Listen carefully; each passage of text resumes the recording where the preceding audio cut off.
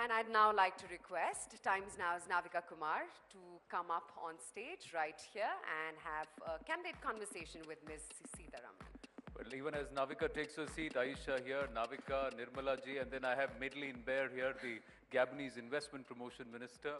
The women are taking over. We men need to start sweating, ladies and gentlemen. And also students from the Bennett University, good to have you here at the India Economic Conclave. Hope you're tweeting with the hashtag IEC 2018. Nirmala ji, Navika, over to you. Thank you, Aisha and Anand, and thank you, Ms. Sitharaman. We're very proud to have the first full-time woman defense minister. But I don't know why people emphasize on the fact that woman defense minister, because I think it should be routine. Women are everywhere, and people should take it in their stride that they are going to be right at the top. And when Times Now is in the equation anywhere, we can't let you go away without answering a few sharp questions, because wherever Times Now goes, there are questions to be asked, there are questions to be answered, and there are debates to be taken care of. So, Ms. Nirmala Sitharaman, my first question to you is, you've talked about Rise with India, and the Times Network, the Times Group believes that we are in step with this entire theme of Rise with India. How deeply do you think this Rise with India is different from the 2004 version of India Shining? Because there is a difference in the slogans that we are talking about. That came out to be a slogan that was politically potent. How is this Rise with India different from 2004? Well, thank you for the introduction. Yes, it shouldn't matter that I'm a woman, but I should be an effective defense minister, and that's what I'm striving to be. So thank you for all your support. Yes, this question about slogan, the Prime Minister is striving for a new India, and in that, of course, the emphasis is that we allow everyone to participate in it. Sabka Saath, Sabka Vikas is that, so the development is for everyone. We want everyone to go together. And therefore, when you talk about Rise with India, I think that's the spirit which is getting reflected in Rise with India. Everyone has an opportunity to rise with India, and therefore the slogan, I would have a feeling that it has a greater participatory tone to it. Everybody can rise with India, and therefore this probably has the spirit of Sabka Saath in it. Ms. Nirmala Sitharaman, with the Parliament on, without any business being conducted in Parliament, with a no confidence motion being brought in over the last 3 weeks in Parliament, do you think you've been able to take along and convince the opposition? And if you haven't been able to convince the opposition, how do you expect to convince the larger countryside? Well, I agree. There is an issue about the Parliament where we need to have all parties belonging to the opposition getting convinced to go ahead with the legislative business. We owe it to the people of the country that parliamentary business cannot be obstructed. Obstruction, I know, is a technique through which you have the government yield to some of your demands, but that technique cannot be a futile technique. So I would think use it as a technique, but make sure that you're making the government work with you and address the concerns that you have. So they should probably think a bit more, and the government is willing to talk, discuss, debate, and also understand their concerns. We have said it up front. So I would want the opposition to please see how best your strategy, your tactics in dealing with the government is effective, and what you want to do to make it effective without obstructing the Parliament. Yesterday, I remember during the farewell speeches in the Rajya Sabha for members who are retiring, a very significant observation was made that in the UK, whose parliamentary system that we have copied, not a day is lost on adjournment. Absolutely relevant point. And I think, therefore, opposition strategy, be it whatever, it should be effective in getting the government to work with. So that is what I think is important for all of us to think about. to ensure that the public time, the legislative time in the Parliament is actually realized. Sitharaman, the other question is, you've talked about your government providing a corruption-free government. The question very often these days that's raised is the question of bank scams. Your government, your Prime Minister, your Finance Minister have raised the issue of NPAs. They've highlighted the NPA issue and how that was becoming a problem. But we've seen in recent times, the entire bank scam issue, the public sector banks, the LOU issue, virtually bursting in our faces, and the Nirav Modi, the Mehul Choksi issue becoming the controversy. The question people of this country want to ask is, with the change in government, with the transparency and the good governance that you're talking about, how have we not been able to prevent such scams from taking place? I would give a twofold answer to this. I think it is this government which has the courage to face up to such situations which have been lying under the carpet for a very long time. The moment we got to know that something was going wrong, action was initiated. To the extent that today I think confiscation in this particular case that you've referred to has really gained a lot of strength, and a lot of such properties have been confiscated. People who were hand in glove with these corrupt practices have all been arrested. Yes, we have to be careful about ensuring that the system does not allow for such loopholes through which such practices, because of some connivance of some black sheep in each of the institutions, can go forward undetected. We have to be careful about that. That is one thing. So action is being taken after, of course, something which has happened which shouldn't have happened. But it's been happening over years. And the moment we had credible evidence, we have made sure that they are caught, and the whole process has been now sort of sealed. In order to make sure that such a thing doesn't happen in the future is where you've seen a very quick response. And I'm glad Shri Vinay Jainji mentioned it in his speech. Very quickly we came up with the fugitive act with which we are able to get people, we will get people back. And that enabling legislation is now something which this government has brought in with an intention of preventing such things from happening, so that people have the fear of law in their minds. But the fact is the big fish have got away, which is why the voters, when they vote for your government, are saying, how is your government different? How have you brought, you raised the issue of the spectrum scam, you've raised the issue of the coal scam, the 2G verdict has shown everybody's got off the hook. So was there a scam at all or not? When you say Vijay Mallya's got away, when you see Nirav Modi's got away, the question people are asking, will the big fish ever be brought to book or not? And is your government effective in doing that? They've not gotten away. They've ran away. We'll get them back. There's a difference. Ms. Sitharaman, sticking to banks, the RBI Governor Urjit Patel has said recently that the RBI does enjoy operational autonomy, but there is much that still needs to be done because there is legislation that requires to strengthen the entire process. He has said that RBI's legal powers to supervise and regulate public sector banks is constrained. So are we going to see passing of the buck between the Finance Ministry and the RBI? Not at all. The Finance Ministry does its job, the government does its job, and that is why you've got the legislation, that's why you've got the ED going behind all these people who have tweaked the systems in their favor wrongly and made sure that the people are caught, investigations are in process. Many of them have really been contained in their tracks.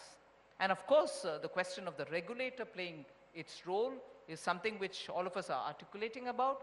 And I've just seen the chief economic advisor to the government to enter this hall and take his seat. He's been talking about it too. I'm sure he's going to be able to contribute to the discussion on what the regulator is expected to do. Ms. Nirmala Sitharaman, the other big question, and let's now move to the area that we've been dying to talk to you about, which is something that Rahul Gandhi has articulated ever so often in recent times. He's tweeted about it, the Congress party has released statements about it, and that's the area of the Rafale deal. Do you think, Ms. Nirmala Sitharaman, as the defense minister, by not disclosing the price of the Rafale aircraft, you are actually endangering the political position of your own party because it's virtually being made out to be a scam by Rahul Gandhi? Rahul Gandhi probably is in a search for something which can be used as an allegation against this government. He's not able to find one.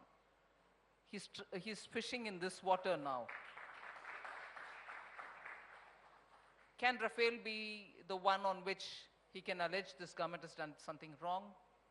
I'm sorry, he's not going to have any luck even here.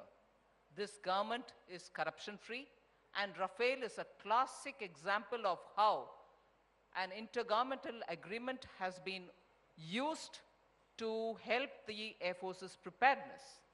And in every way, we've got a very good deal, both from the preparedness point of view and also in terms of the prices.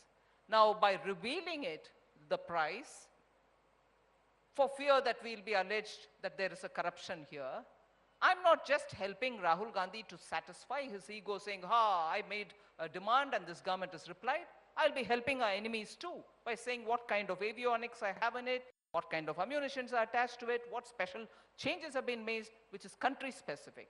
Now, we are a party which believes that we work in the national interest, not just to please my opposition, but we have to please this country and make sure this country is safe. And I'm sure.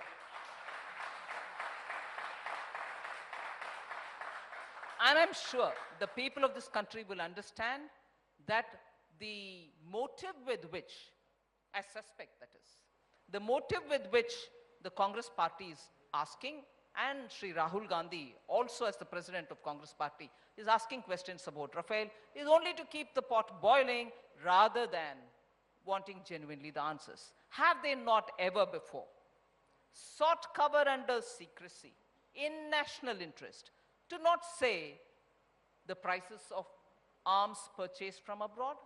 Have they not ever before sought cover under secrecy to say why they wouldn't disclose information about certain deployment of our helicopters here or there? Have they not sought cover earlier through their parliament questions when the ministers have answered under secrecy, saying we can't disclose it in national interest? So why suddenly you want everything threadbare? National interest is not anymore a consideration? I'm sorry. This is being kept really as an issue, hot issue, more to satisfy themselves because they are unable to get any allegation to stand the test of trial. But Ms. Sitharaman, Rahul Gandhi has given out figures. He said Qatar got the Rafale aircraft for 1,319 crore. Manmohan Singh negotiated these for 570 crores, but the Modi government has got it for 1,670 crores. He's given the numbers. I'm not going to indulge for a minute on these numbers, but I will tell you something. He has said in his tweet, the price arrived by Dr. Manmohan Singh. Arrived? Dr. Manmohan Singh and his government kept negotiating, didn't conclude at all. So which price is he talking about? The price at which they started the negotiation? The price at which they were still sitting and considering it? The price at which they were sent out of the government? So what is all this? Ms. Sitharaman, let me come to the other part of your portfolio, the defense portfolio. The recent budget allocations are at 1.58% of the GDP, while neighboring countries like even Pakistan have higher allocations of defense budgets. The 41st Parliamentary Standing Committee has said in the Army's case, the budget allocation is 268 billion Indian rupees, which is just 60% of the requested funds.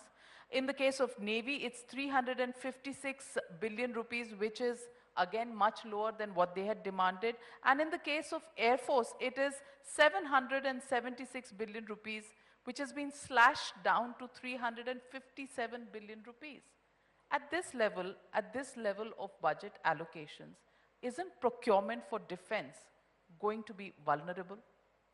Not at all. And I would want to also give you this data. I know I'm responding to a standing committee report even as the parliament is still in session. And my response to the standing committee should be through the action taken report, which will have to be submitted to the committee and to the parliament. So I'm not really engaging in a diatribe on what has been said or what has not been said in the committee's report. We take every word of the committee report seriously.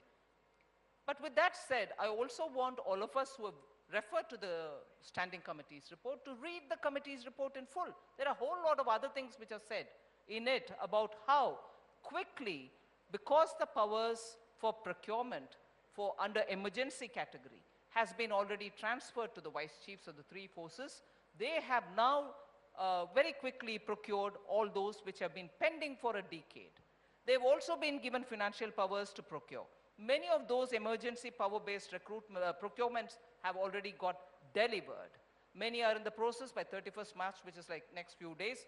Many other which belong to the previous financial year will all be completed. So there are many other things which are also said in the standing committee's report, which I hope all of us will get to reading and understand that it is not just one side of the coin. The other side of the coin also tells us about what this government has done. My two eminent predecessors have done it, and I've necessarily followed them also. So on the standing committee report, I think it's time for all of us also to understand the other things which have been said in the report, which will help us to have a holistic picture.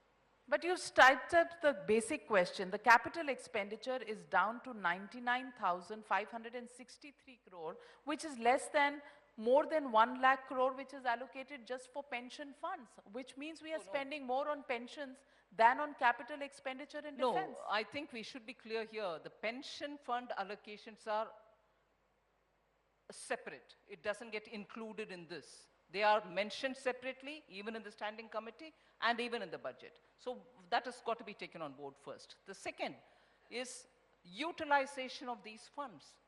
Now, don't tell me if I say this, well, you've had 4 years of your government, you're still talking about UPA. But I have to say this. For a decade, assume enough money was given for defense. What decisions happened? How much was procured? How much was spent? Now I'm spending every bit Air Force has given me, even before February, even before January, 105% utilization of its funds. Utilization is where the difference lies. You may have allotment done to you under capital head or revenue head. Were they utilized before? I'm utilizing every bit of what is given to me. By three forces, you take the statement as of today before the financial year end on 31st March. Utilization is 100% or more. Is that not important? I can have funds sitting there and say, I've got enough money, but I won't spend it. Who am I helping? Well, Ms.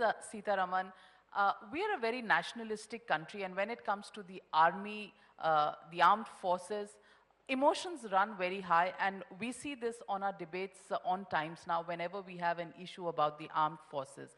And one such recent issue was the issue of Major Aditya.